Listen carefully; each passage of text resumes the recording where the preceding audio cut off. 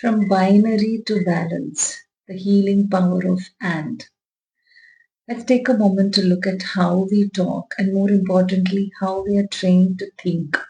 Not just what we think, but the very structure of our thoughts. For most of us, this training started very early at home and in school where we were raised in a strict binary system. Think back to the instructions we heard constantly. Do this or don't do this. We were given a list of do's and a list of don'ts. In school, the binary was even clearer. So either you pass or you fail. You're a good student or you're a bad student. You're disciplined or you're naughty. There was very little gray area. So as children, we actually loved this binary system because it felt very safe. It was very predictable. Like in math class, 1 plus 1 equals 2. There is one right answer. We could memorize it, we could mug it up, and we passed the test, and it feels very secure. We knew exactly where the line was. But as we grow, we realize that life isn't simple math. Humans are in numbers and not always quantifiable. We are messy, we have layers, we have so many contexts. To really heal and grow, it's important to move from this rigid binary black and white mindset to something more flexible. We have to learn to hold complexity. The mark of our resilience as adults is our ability to hold diverse thoughts, diverse emotions, and diverse needs all at the same time without shutting down, lashing out, or collapsing. I can feel happy and sad. I can feel hopeful and hopeless. My sadness can exist right alongside joy regarding the same event or person.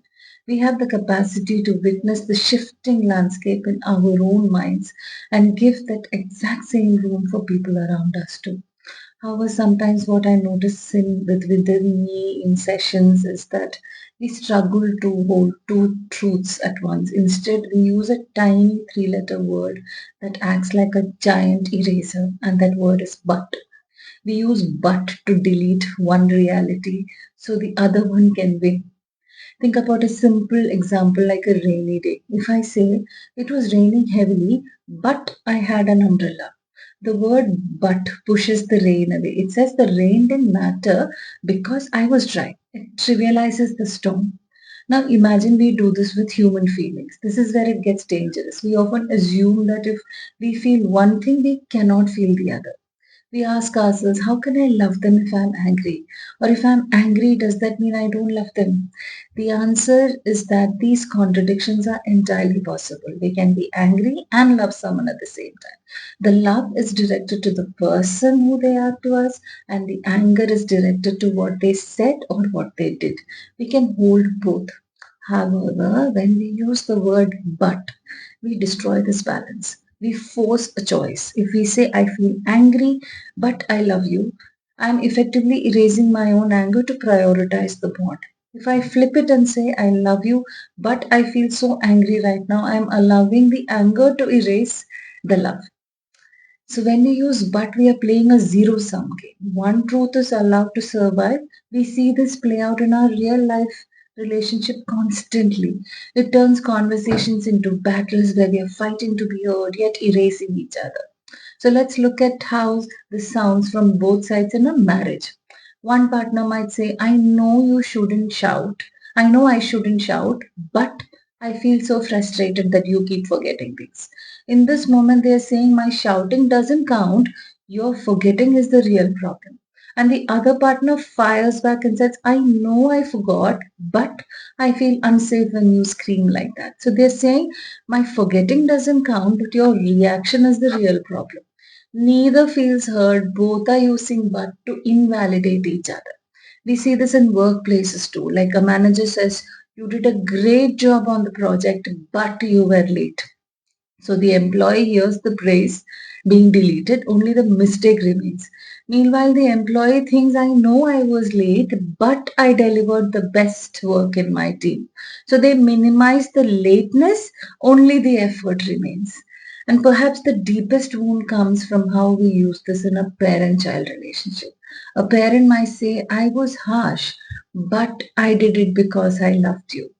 They use but to erase the impact of the harm caused by the harshness. And the child, even as an adult, might say, I know you loved me, but you hurt me. So they use the but to say the love wasn't enough to stop the pain. As long as but is in the room, we are in a courtroom. We are arguing with which whose truth is valid. So how do we stop this war? We stop it by replacing the but with and is the peacemaker and allows two contradictory truths to sit in the same room without fighting. So let's replay these scenarios in relationship. So it becomes, I feel frustrated that you forgot and I know shouting isn't helpful. Now no one is deflected. Both are problems, both are real. We can say we need to work on my shouting and we need to work on your forgetting. In the workplace, it sounds like you did a great job and we need to discuss the timeline. The praise lands, the correction also lands. Both are true. And finally, in deep parent-child dynamic, this is where the healing happens. Imagine if we could stop fighting over whether it was good parenting or bad parenting and just hold the whole truth. Imagine a complete relationship where the child can say, Mom, Dad, I know you loved me and I know you harmed me. And imagine the parent who is grounded and brave saying that, yes, I loved you and I accept that I harmed you. If we all can accept this, the war ends. We don't have to label anyone as a monster or a saint. It's just not one voice taking up space. Everything has space. Everyone has space. Every thought, every feeling, and every need matters. And when we drop the but and embrace the and, we stop erasing each other and we finally start meeting each other.